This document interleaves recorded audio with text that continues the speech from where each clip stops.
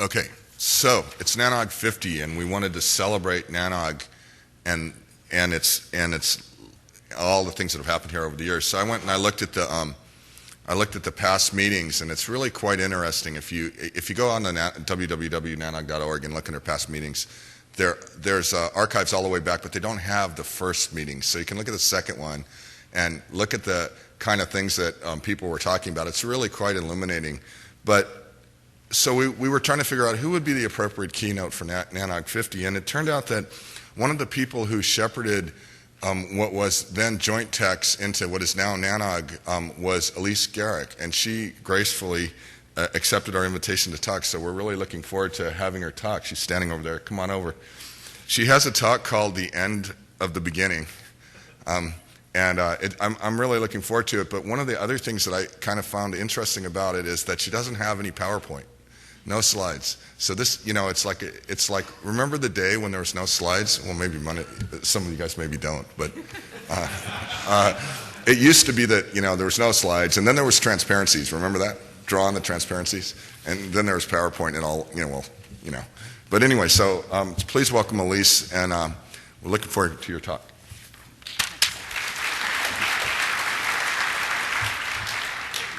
Thanks, Dave. Actually, I was looking for the overhead projector, since this is about the end of the beginning.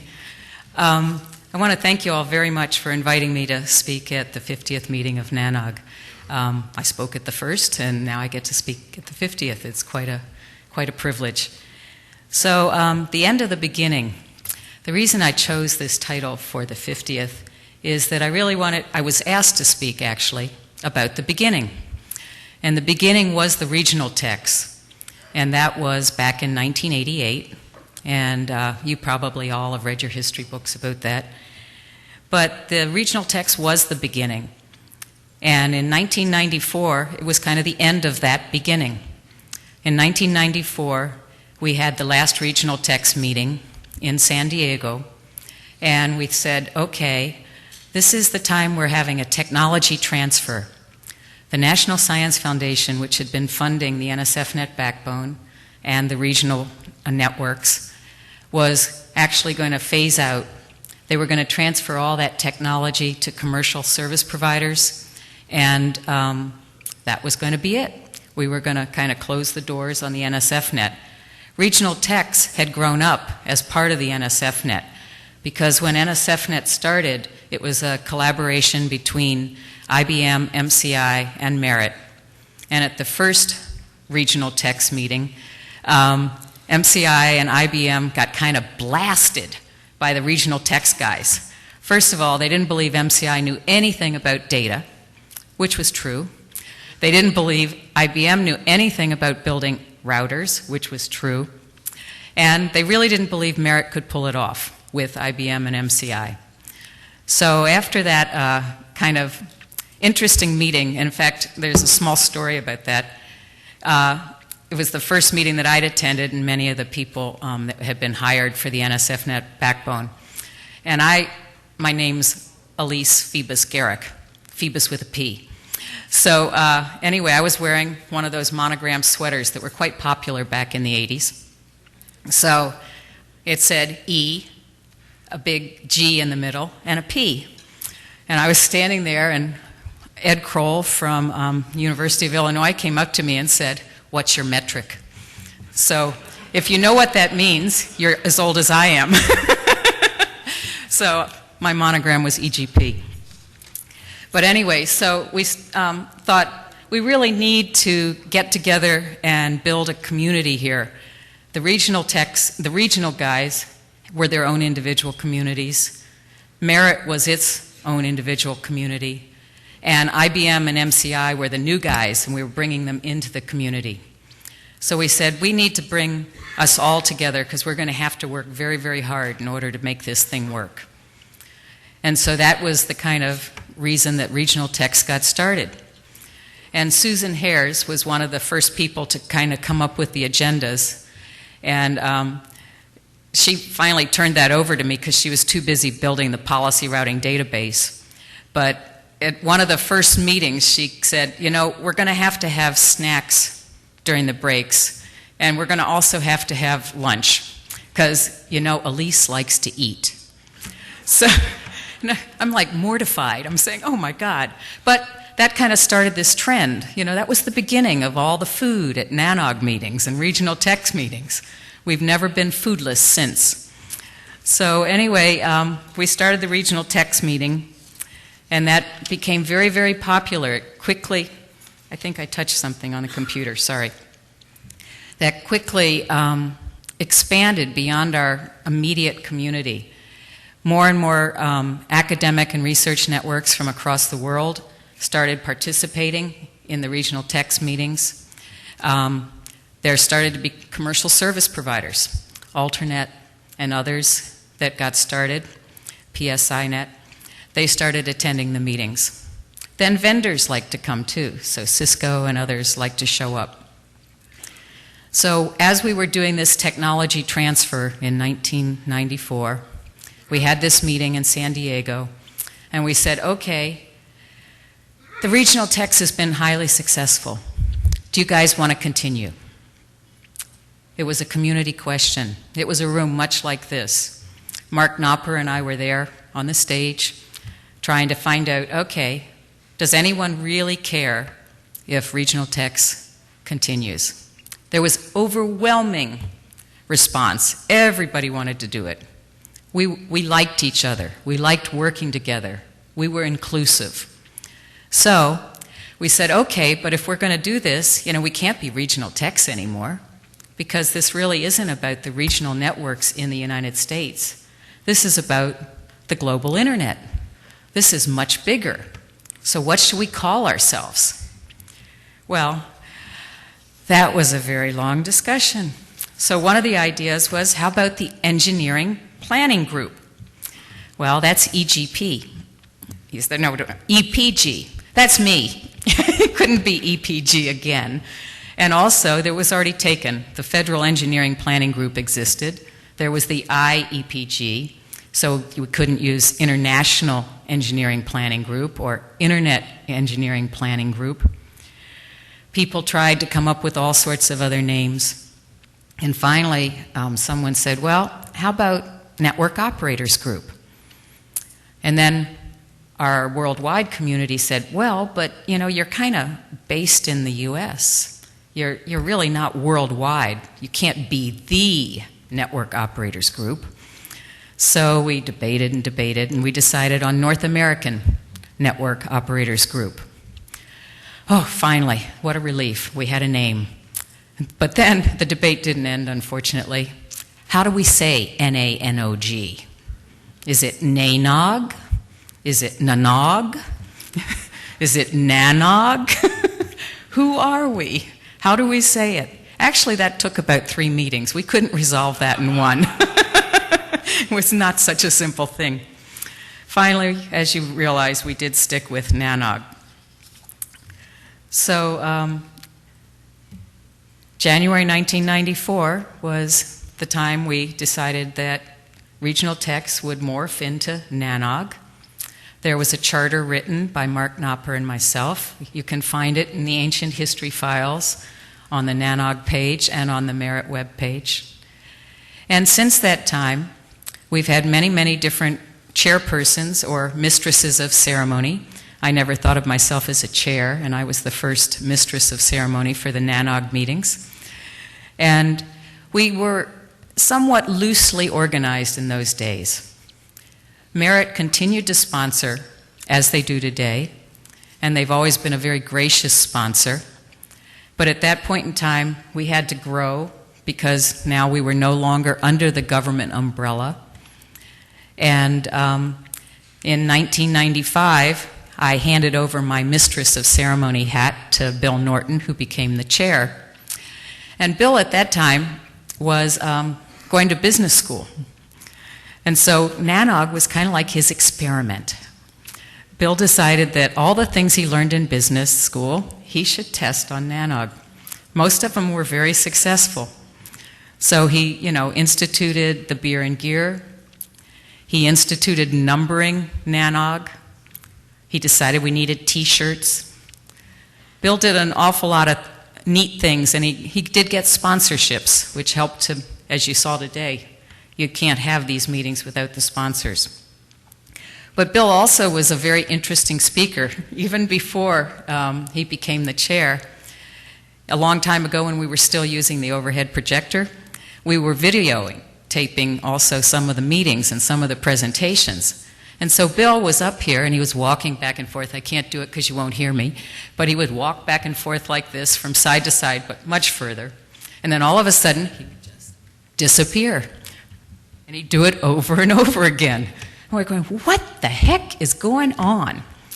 So after his presentation, I think Kathy and I together asked Bill, we said, what were you thinking? He said, I wanted to see if the cameraman could keep up with me. So, it was always very collegial and a lot of fun, and we had such good times. So, anyway, we started NANOG, and it's been going on, and I thought, how can I spend 45 minutes just talking about the history? How boring can that be? So I really thought I needed to give you a few stories. So one of the stories was we had one chair who always opened the meetings with a joke. This person I've mentioned at least twice now, so that was Bill Norton. And those were the worst jokes I think I've ever heard in my life. I think one of them was, why did the chicken lay 2 eggs? The answer is because 1 is not enough. So if you were a French speaker, you might say an œuf. So anyway, you didn't laugh, neither did we back in the day. And then I heard from Craig Labovitz this morning that in the early days of Wi-Fi, Merritt had gotten a whole bunch of Wi-Fi repeaters from DEC, and they were having a NANOG meeting in one of those huge big hotels with atriums. And so they were early in the morning walking around planting the repeaters in the planters on the different floors to see how far they could get Wi-Fi up to their room. Well, I guess someone didn't really understand why they were gardening and putting these electronic things in the planters, so the security guards were called. And so Craig and his cohort had to try and explain that these were Wi-Fi, they're wireless. You could actually get connections. And they said, what do you mean? And they said, well, like the internet. Well, the hotel didn't even have internet access. It was prior to that. So, I don't know, luckily he wasn't arrested, and he was able to continue to be the chair of the meeting that day. But that was one of the other things that had happened. One of the stories that Mark Knopper wanted to share was how NANOG and its community was always very socially conscious. And we had planned a meeting in Colorado once. Colorado at that time had just decided to pass some legislation which was anti-gay rights.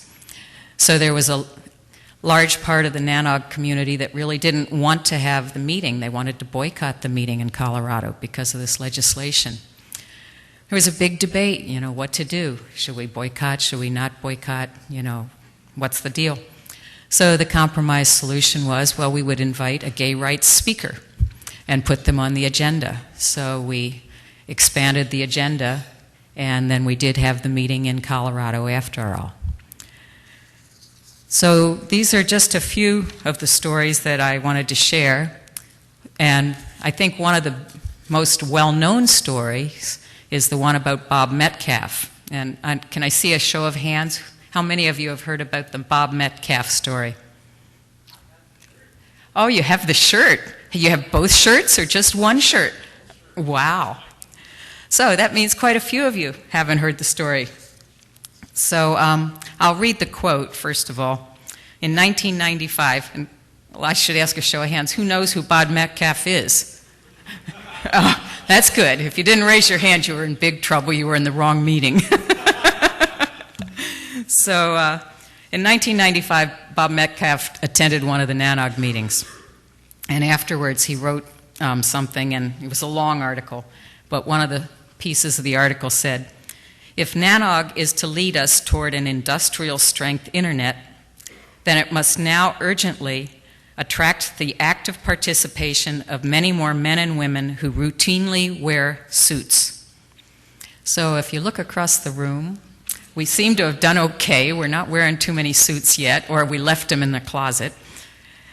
And so that led to a whole spat of emails. There was a big, big furor, lots of back and forth on the NANOG list.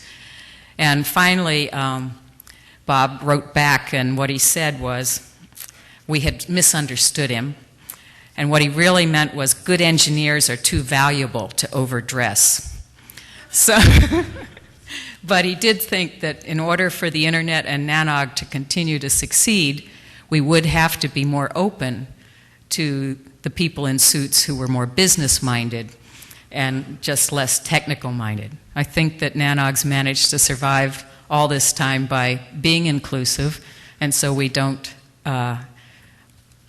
frown necessarily on suits, but we don't necessarily adopt them either.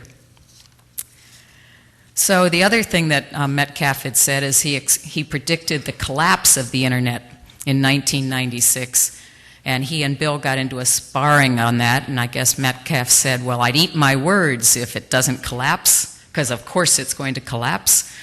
And sure enough, in 1996, he ate his words, and Bill made his second Bob Metcalfe shirt. So those of you who haven't seen it, Bill has a really nice website that has the picture of all the NANOG t-shirts, including the Bob Metcalfe collector's items. So I didn't really want to belabor this with too much history. I wanted to share a few small stories from our early days. And then I thought I'd like to give you a little quiz. And those of you who raise your hand for, I guess, 3 out of 3 questions, you obviously either read your history or you were there, and you're an old gray head like me. So please raise your hand if you know what a foil is. And I don't mean a fencing foil. Oops, not too many of you. Okay. That's one question. Second question. I gave you a hint earlier. Do you know what EGP is? What does the protocol stand for? Okay, good work, good work. And then the last one is, do you know what whirly ball is? Okay. Those of you who raised your hand for whirly ball are truly the NANOG pioneers. So in the early days of NANOG, we had, in fact, in regional techs, we had introduced socials. And I heard you all had a great social last night at the aquarium. They've gotten a lot more organized, a lot more sophisticated maybe, but boy did we have fun with whirly ball. Now whirly ball, for those of you of the uninitiated, is kind of like lacrosse in bumper cars. And you have 2 teams of 5, and you have a basketball hoop, and you have a high-lie racket, and you're driving these little electric cars. So it's 5 on 5. You're not allowed to get out of the car, and you have a wiffle ball. And you can pass the wiffle ball around, and you have to shoot a basket, and you get points. So it was a great game, and it was great fun. And it was self-funded. So we used to see who wanted to play whirly ball. We'd collect the money. I was the money collector. Then we'd buy cases of beer, and we'd go out to the whirly ball place, and we'd split up into teams. Well, after a few whirly ball games, there were a few people who only wanted to play with each other, and they became the superstars. They were led by Vince Fuller. Is Vince around? Anyway, Vince had the superstar team, and they were pretty awesome. They really, really, really didn't want anybody else on their team because they were winners. Except when they lost, as Kathy just said. So then we had everybody else. And then we had some people who never won. So they decided to form their own team. They were kind of the also-rans. And they challenged Vince's team. It was kind of, I think, maybe the last whirly ball game, because I know the superstars never played after that. They were so crushed. But they did lose the game.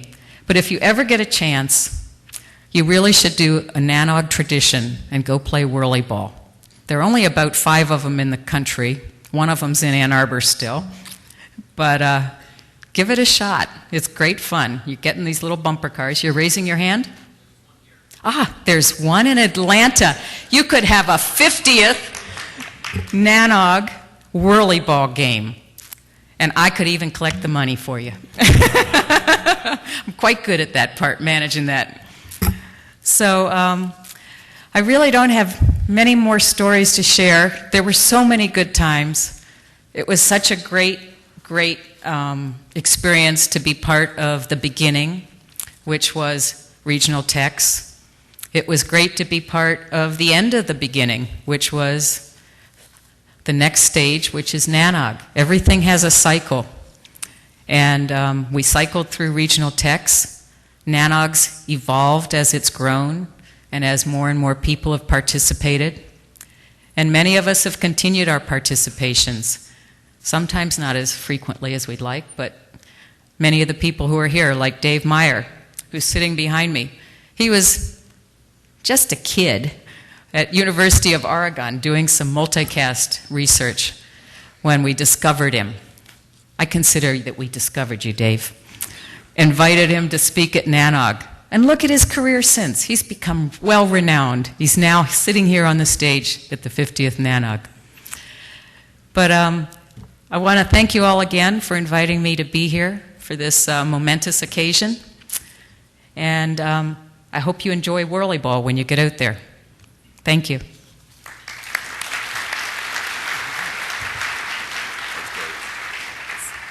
Wow. I don't remember all of that. I do remember, though, at the first Nanog I went to where these guys invited me, I made the mistake of I confused Sue. I said, who would ever confuse Sue Harris and Susan Harris? And I did it. So I remember doing that. Okay, so next.